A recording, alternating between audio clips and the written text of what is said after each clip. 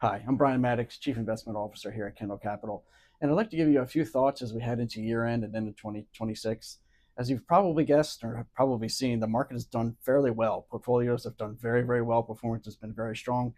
But with respect to a couple holdings within our GARP and income and growth portfolios, they have done extremely well. So they're sitting at a very large gain, and we'd like to mitigate risk, maintain discipline, and reduce those positions a bit. So what we're going to do is we're going to tax loss harvest to offset a lot of that gain, and then hopefully we can mitigate a lot of that tax effect.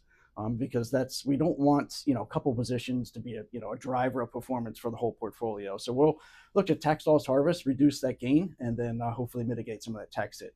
Also on the tax side, capital gains distributions are coming out from mutual funds. It's that time of year again, so those pay a lot, and they're especially a big hit for taxable accounts. Especially when the market's been good as it has this year. And we'll also try to, tax loss harvest where we can.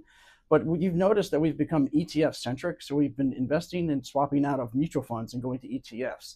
ETFs are far more tax efficient, and they also have a lower cost ratio. So to the extent we can reduce taxes and lower cost, that's what we're trying to do, and going more to ETFs instead of mutual funds.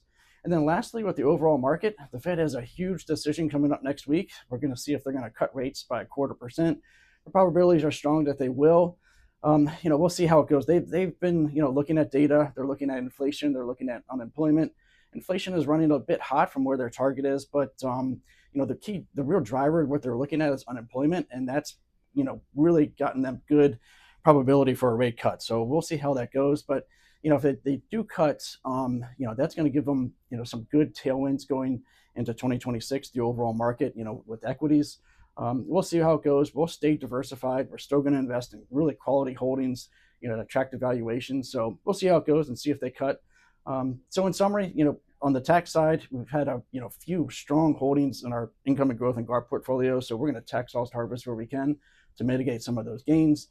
Capital gains distributions, we've transitioned more to ETFs. So hopefully we'll mitigate that tax hit.